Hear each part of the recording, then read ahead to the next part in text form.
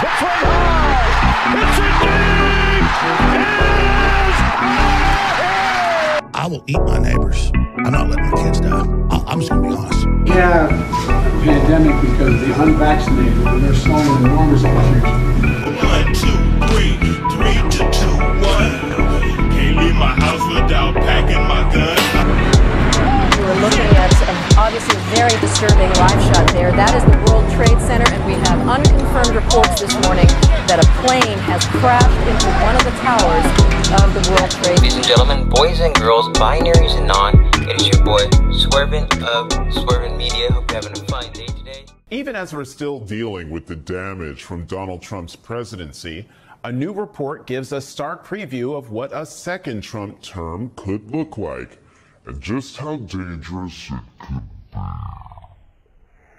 Ladies and gentlemen, boys and girls, binaries and non, it is your boy, Kevin of Swervin Media. Hope you're having a blessed day. Hope everything is great in your life. I know it's hard right now, and you know, the struggle is real for a lot of us, and hopefully this can make you fucking happy. I don't know. It might make you mad looking at me, and if that's the case, fuck you. Anyways, today's video, we're going to be going over this recent news story from MSNBC. The cognitive biases in this shit is absurd. They try to say Trump, if elected, how dangerous it would be, how he would become a dictatorship and turn America into this thing with weaponized FBI, intelligence agencies going after people they don't like. It's like, where does that kind of sound familiar? Like, where does that sound familiar? I don't know, kind of like what the fucking administration is doing right now and what they've always kind of fucking done.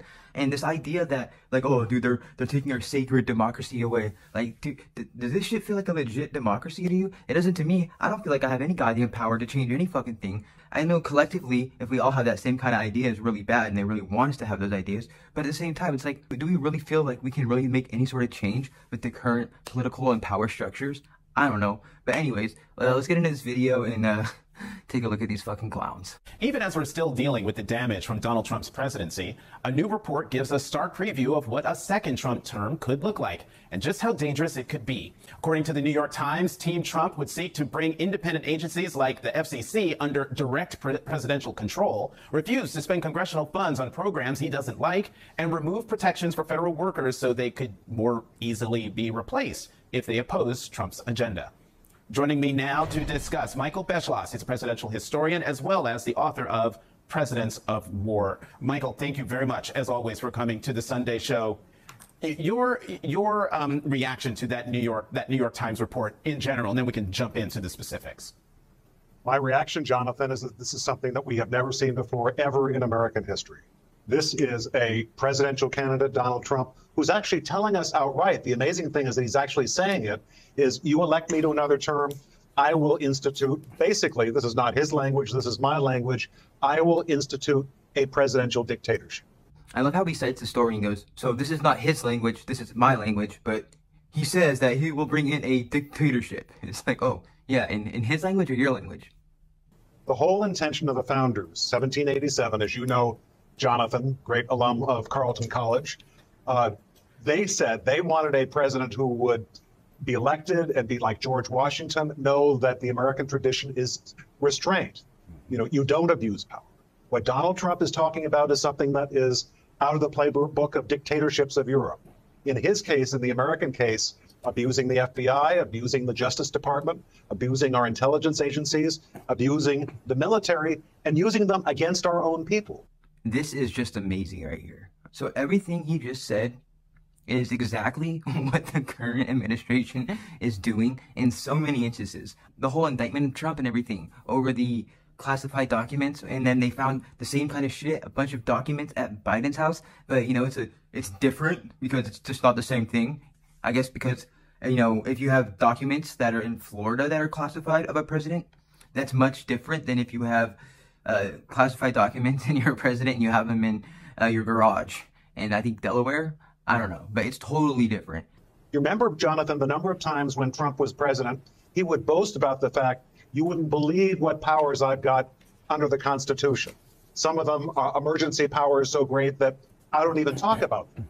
Well, he's absolutely right. If you've got a president who's reckless, he can do those things. Donald Trump, we now know, at times during his presidency, contemplated using martial law against the American people.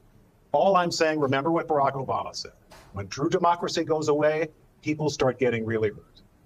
You know, what does it say, Michael, that given everything you just said and what the New York Times reports, that Donald Trump has significant support among the American people? Should we take from that that the American people would be fine with junking American democracy as we have always known it for that presidential dictatorship you were just talking about? So basically what he was saying is, in this country, there are these disgusting, despicable, deplorable, awful people who like Donald Trump. What does it say about them? But they like this dictatorship? These disgusting people? I would like to think, and I do think, Jonathan, the vast majority of Americans hate the idea of presidential dictatorship. They love democracy if they understand what is at stake here. And so what we have to make this clear is that given what Donald Trump is actually telling us, and God knows what's in his mind that he's not telling us, you know, this is going to be something that reminds us of totalitarian systems in Europe and Asia and elsewhere, Latin America, not something that we've seen in American history. So all I'm saying is, you know, he's not only telling us, but I would also ask the question, why is he telling us this now? And if you look at the history of dictatorship, one reason that people like Adolf Hitler and Benito Mussolini and others, and I'm not saying that Trump is those things, but I am saying that there are certain elements of their playbooks that he is borrowing. So I'm not saying that Donald Trump is like Hitler and Mussolini. I'm just saying that he is using the same kind of playbook they do, and he's using their ideas. His behaviors are really similar to them, but I'm not saying that he's like them. They made it very clear, you know, you bring them to power, they're going to maximize their power. It's to scare opponents. It's to scare people into thinking that maybe if they come to power, they might be sent to jail or their rights might be suppressed, especially minority groups in society. This is something that really is less out of American history, but out of the history of world dictatorship.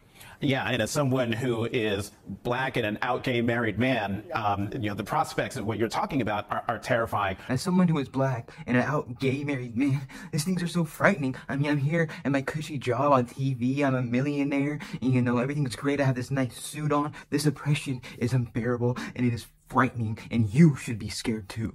One more question on this point. You know, I keep telling people, particularly Democrats, to be careful what you wish for in terms of having Donald Trump as the Republican opponent. Because even though Joe Biden, President Biden, got the most popular votes of any person who's ever run for president, Donald Trump, despite jailing babies at the border, saying that white nationalists were, you know, very fine people, despite all the stuff he did, got 12 million more votes in 2020 than he did in 2016. How Totally right. Expand on that. Well, and also just to, you know, show everyone what we're facing here, the statisticians say that if about 44,000 votes were changed in certain states in 2020, we would now be living under Donald Trump as president and presumably a presidential dictatorship. That's what's at stake. And remember these third parties. For instance, in 1976, there was a third party candidate, Eugene McCarthy, who was on the ballot in New York State. Jimmy Carter, the Democratic candidate, his people finally got McCarthy off the ballot. Had McCarthy been on the ballot in New York State and continue to pull a fraction of the vote, there's a very good chance Gerald Ford would have won just because of the presence of a third-party candidate in one state. That has happened all sorts of times in American history. And there it is all right there. I mean, these people love the two-party system because it works for them. They're doing great in life. They're millionaires. I bet their kids go to private schools. They go on just great vacations in the summer. I'm sure their life is just filled with wealth and abundance and all these great things. And if the majority of people in America had those same things, I'm sure everyone would love the two-party system. But the reality is this two-party system is ruining our country. It's just caused all this divisive bullshit where people now can't even get along. They always talk about bringing change. We're going to bring change. We're going to bring change. And what do they always bring? More of the same. How can you trust these people who have been these career politicians who talk about change to really bring any kind of change? Why would they do that when they are living these lives that are so just material-wise and, you know, wealth-wise above the life of the normal populist fucking people out here? And so, fuck him for saying, oh, the third party, that's really scary. We can't have that. It's like, dude, fuck you. 2000, 1968, other times. So all I'm saying is you've got one candidate who says, I want to be a dictator. And remember these third-party candidates who might very well help him get elected. Michael Beschloss, as always, thank you very much for coming to the Sunday Show. Thank you, Jonathan. Be well. So we have one candidate who says he wants to be a dictator. It's like, I don't know. Did he say that?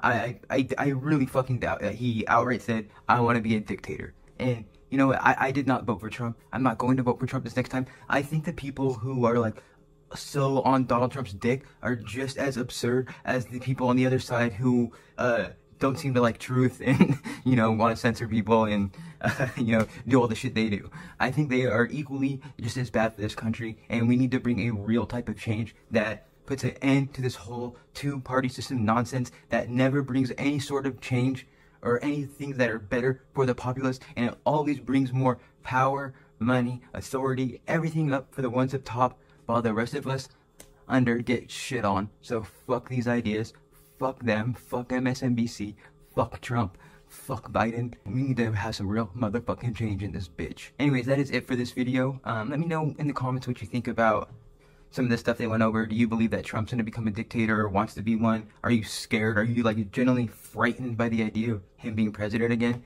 Was life really that bad when he was president? I mean, I don't know. I know that when he was president, I seem to have more money and more opportunity going around, but I don't know, that's just me. I you know, I'm not a victim or anything, so don't feel bad. But please, my like button is a victim and he likes to be pressed, so please like my like button, just press it, and leave a comment if you feel obliged to, and yeah, I'll catch you in the next video. Oh, also subscribe.